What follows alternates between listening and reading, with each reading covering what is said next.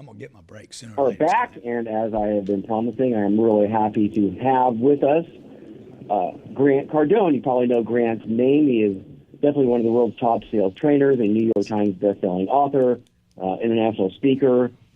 He's started several of his own companies, and he's spent a lot of his career working with companies like Google and Morgan Stanley and Aflac, Ford, and others to help them improve their sales process. And he's here with us on Small Business to help us improve our sales process. Grant has a new book coming out in October called Be Obsessed or Be Average. I love that. And we'll hear about that a little as well, I am sure, and I hope. So, Grant, welcome to the show. Man, thank you, Steve Strauss, for having me. I call you S squared. I call you GC. How's that? That's good, man. We got nicknames. Hey, Grant, so let's start with the book. Why? I mean, I look at entrepreneurs are obsessed generally. I mean, you tell me, why is it called Be Obsessed or Be Average? Well, first of all, I agree with you completely, okay? I don't know of a great, and I'm getting a bunch of heat online for this right now, but I don't know of a great entrepreneur that wasn't an addict first, addicted to something, okay? Addicted to sex, drugs, alcohol. And then finally one day they take all that energy. I mean, pick it. They had, I guarantee you they had some kind of freaking wacko part of themselves. And then they took that and turned it into a work addiction for a second. Now I said this just the other day and I got all this heat about it. And people are like, oh, you're just exchanging one addiction for another. I'm like, yeah, man, that's exactly the point. Dude, because look, if you're a kind of person that goes to sleep at night and wakes up in the middle of the night with an idea, a business, a concept, an app, a piece of technology, a breakthrough. If you can't sleep, like if you're at Thanksgiving dinner and everybody's eating and you're thinking about your business, you're already an obsessive, compulsive, all-in freakazoid. And you should be a super entrepreneur if you would just own the energy. So that's why I'm writing my life work, Be Obsessed or Be Average, how I used obsession and addiction and compulsiveness to pour it into becoming a successful entrepreneur. So that's really fascinating, and I think you're totally right, because if that is your personality type too, some to a greater degree and some to a lesser degree, but if obsession and is your way, you're probably not going to make a great employee. I don't know about you. I made for a terrible employee, right? Because I heard a beat of a different drummer, and I think that is one of the hallmarks of entrepreneurship. If you do that, if you are that way, then you're gonna want to do it on your own anyway. So certainly, that's what's been true in your career, correct? Well, I think if you're one of those people who is an overachiever, and you haven't been pushed down, suppressed, oppressed into being average. I don't think it's that you're a problem employee. I think it's that you're an overachiever, that you're like your manager can't even keep up with your goals. I remember when I was a young salesperson, 25, 26, 27, 28 years old, I was so good at sales. I had so committed to the sales game that I was better than the owner, my managers. I'm not bragging. Look, if it's true, it's not bragging, okay? There you go. There was a time when I was no good.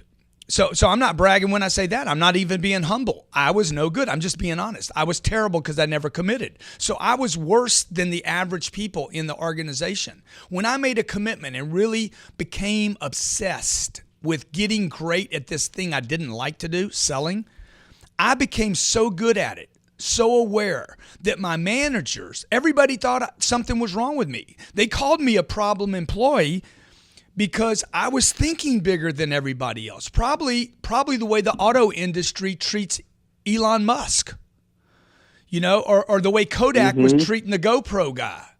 Like when people start thinking outside, like when you're all in, you start literally expanding the entire industry. So you're a problem for people. Eminem was a problem for black rappers, Yeah. Until they took him in and said, damn, the kid can spit. I think the great ones, and I think everybody listening has this potential if you would just like literally own your obsessive, addictive energies. rather than trying to dismiss them. You will find a genius, a Mozart, a Van Gogh. You'll find some genius, some Einstein in you waiting to just literally change everything about not just your business, but your industry. What do you think? What would you say to the folks who maybe are a little more introverted? Maybe sales isn't their thing. They went into business for lots of reasons, but not maybe because they love to sell. What do these folks do? I'd say quit being so self-centered. Quit being so selfish. What do you mean by that? Look, introversion. Everybody can be introverted. Okay.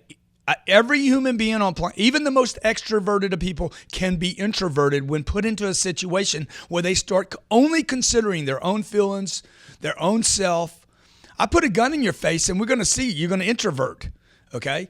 or if a big dude comes at you and starts threatening you, or an overly aggressive woman, sexually aggressive woman starts coming on to a dude, we can introvert. Oh, what's going on here, right?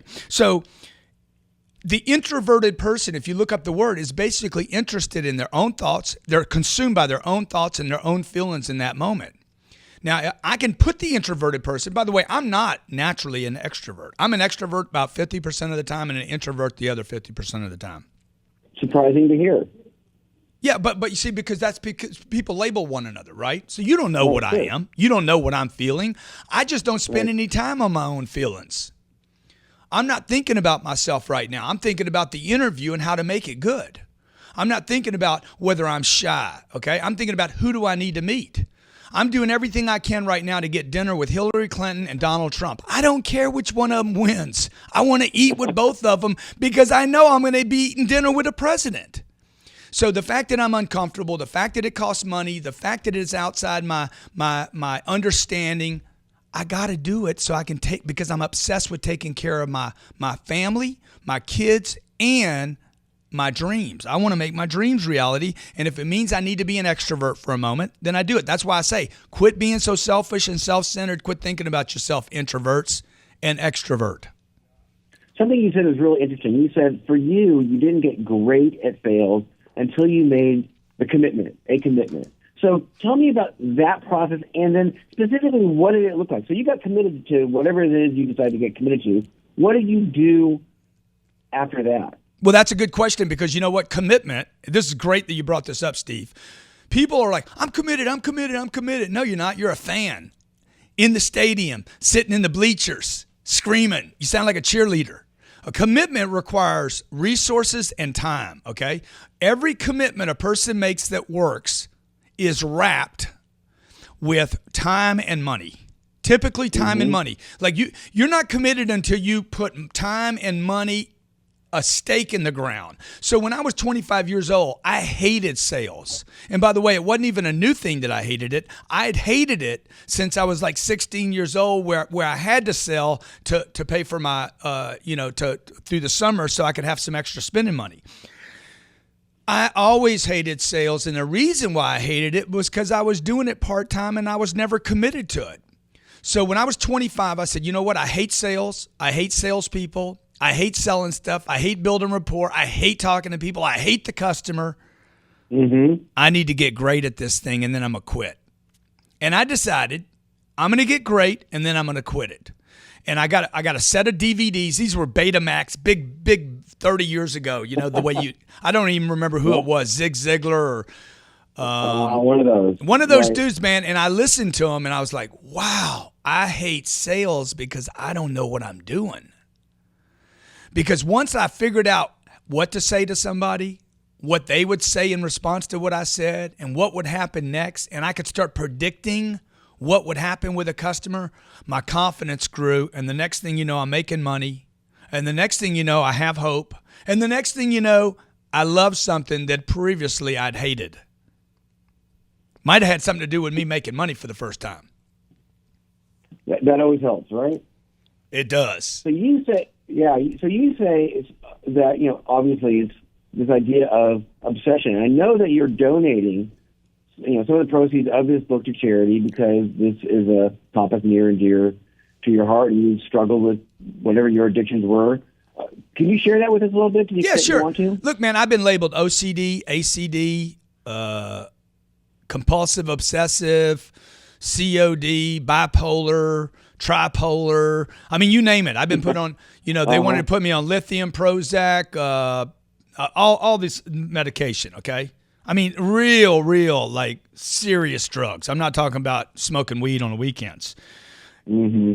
And that was supposedly to handle my energy or my creativity or the fact that I didn't like sitting in a chair for 45 minutes at a time in school listening to a history class of something that happened 300 years ago that had nothing to do with me when I'm sitting there saying, hey, listen, I just want to learn how to make some money, man. So, yeah. It's finally when I quit letting everybody, all these average people, label me and said, you know what, I'm going to take this obsessive, compulsive, this whatever this energy is that has been, made wrong by society. I'm going to take this energy and I'm not going to suppress it anymore, and I'm going to use it. So for all the kids out there, teenagers that are being mislabeled, millennials a label, man. Mm-hmm. Introvert is a label. Lazy is a label. Nobody's lazy. Nobody is born lazy. These labels are being given to people incorrectly. And the truth is nobody's actually lazy, okay? You're not born lazy. You're made lazy. You're allowed to be lazy. You're encouraged to be lazy. You're surrounded by a bunch of people that are lazy, and then you become lazy. So I'm donating all the proceeds from the sale of the book to raise awareness about people that are being labeled OCD, ACD, ADD, ADHD, because I think those people are actually geniuses. I think they're geniuses. It's waiting for you. There's this big gift sitting there waiting to bubble up. Don't medicate it and don't push it down. Give it a voice. Let it be greatness and genius rather than something bad. My hero in life is a guy named Buckminster Fuller. People on the show may have heard me talk about Bucky before. He calls himself the world's most successful failure. He failed at everything in his life, and he finally realized at the age of 32 that the reason he had failed was because he was trying to do things everyone else's way. And if he would just listen to his own truth and his own way, maybe there is an answer there. And he went silent for 2 years. It's an amazing story. He went silent for 2 years and rethought everything he knew about the way he thought it should be. And he came out of this self-imposed, silent exile and became what became known as the planet-friendly genius, and really an incredible guy. And he always said that, it's this idea of obsession and channeling your energy in the right way that's going to make all the difference. So everything you say. I wonder, though, whether, burnout is an issue for people who want to live by this process. Yeah. What do you think? I don't think anybody's close to burnout. I think people are like, first of all, I'm not a candle. See, again, we're mislabeled. Oh, you're burning at both ends of the candle. Hey, I'm not a piece of wax. Okay? The fact that you're tired, I guarantee you there's somebody listening right now, Steve, they're tired of listening to me and you talk. The fact that you're tired doesn't mean me and Steve are tired. The fact that I got a lot of energy and I've tapped into mine shouldn't wear you out, but it does. People think that because I am excited about my life right now, more excited, by the way, at 58 years old than I was when I was 28 years old. The fact that I'm excited means something's wrong with me.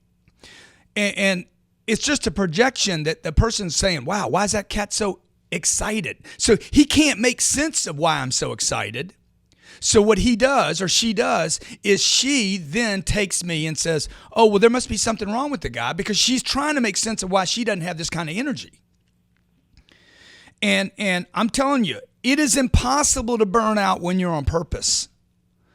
Okay? The genius is, age has nothing to do with it. How many days you work how many hours you work in a day the more I work and the more I get done, the more excited I am. The less I get done, yeah. And the more I don't know why I'm doing what I'm doing, the more worn out I am. When I can't make a difference, I'm exhausted. When I can make a difference, I'm alive. So we are speaking with a best-selling author and speaker and consultant and high-energy, good guy, Grant Cardone. Grant, we're running a little low on time. I know you've written a lot of books, the 10 times rule, sell or be sold. Your new book, Be Obsessed or Be Average. as we wrap up, if you were to share, your lesson of entrepreneurship with people, what the mistake you made that you learned the most from, that I think others could learn from, what do you think that might be? Number one biggest mistake I made was listening to a bunch of quitters and average people. This planet is mostly a majority of quitters. Okay, that are giving advice. I mean, it's one thing if you quit. It's another thing. The quitter never goes down without giving advice on the way down. Telling everybody what they should do. You need to take some time off. You need to relax. I like you just the way you are. You got enough money. Dude, let me tell you, the biggest mistake I made in my life was denying the fact that I wanted to be rich. I mean rich, Steve. I'm talking stupid rich, okay? I always wanted to be rich. I wanted that FU kind of money, where you can tell people, come or go, leave me alone. Number 2, I wanted to be famous. I've always wanted to be famous. Number 3, I've always wanted to write books. 4, I wanted the hottest chick in the room. I wanted kids that loved me, and that I could be energetic with my children. So I've wanted a lot of things, and the biggest mistake I ever made was thinking those things were somehow wrong or something was wrong with me. I love that. Good for you. Hey, Grant, if people want to find out more about you or where to find you or want to work with you, where should they go? Dude, Google the name Grant Cardone, and if you can't find me, your computer's broken. And that, my friends, is Grant Cardone. Grant, thanks for being with us today. Hey, thank you, Steve.